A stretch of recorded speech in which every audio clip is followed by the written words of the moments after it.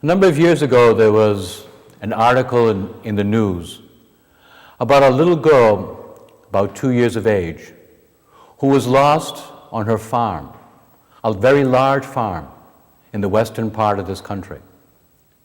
Around the home of this farm, there were large fields filled with corn and wheat and vegetables. The neighbors came to help the parents to look for their child. They began looking in different parts of the farm, some in one area, others among the corn, others among the wheat. Finally, someone said, "Let's join our hands and walk together.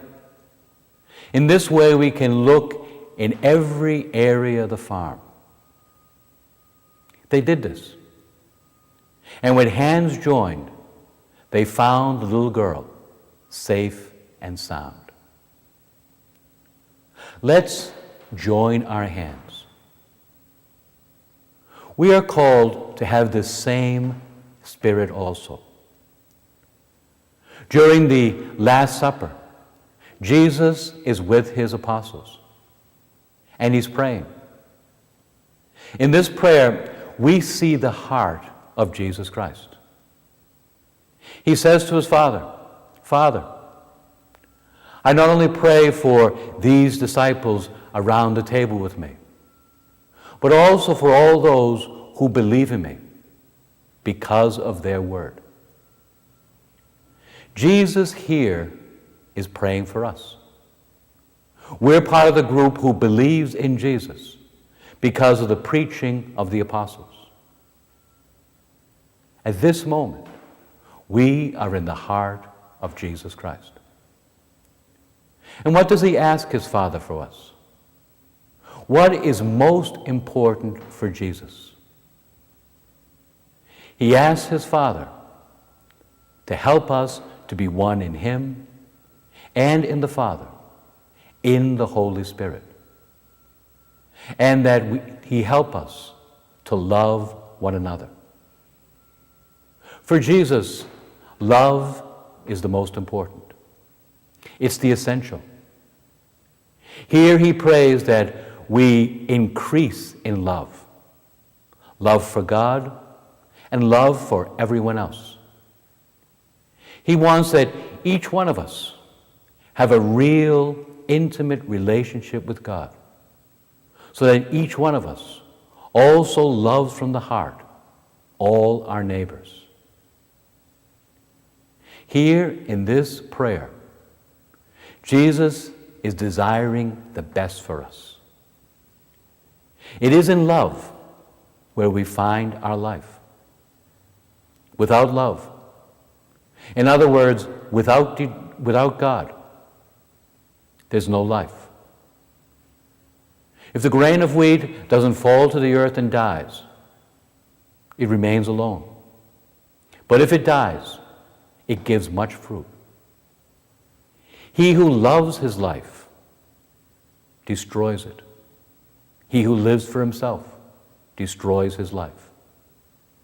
And he who despises his life, he who loves, conserves his life for life eternal. We know from the Gospels that Mary is a woman of love. Her generous response, yes, to God, changed the world for the better forever. And we see Mary always loving in the Gospels. It must have been a pleasure to be in her presence. In her apparitions, we see the heart of our Mother Mary.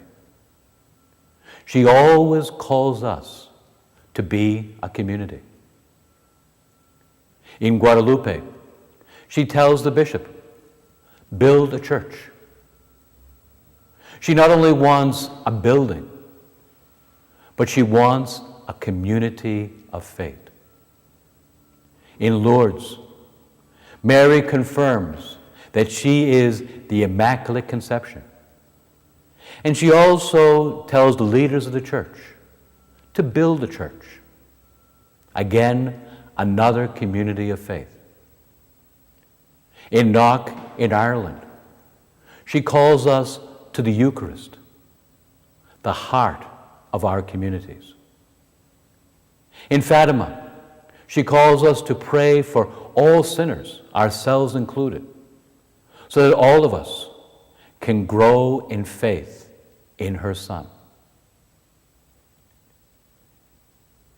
In our parishes, there are many people from different cultures, of different ages, with different attitudes, who belong to different political parties.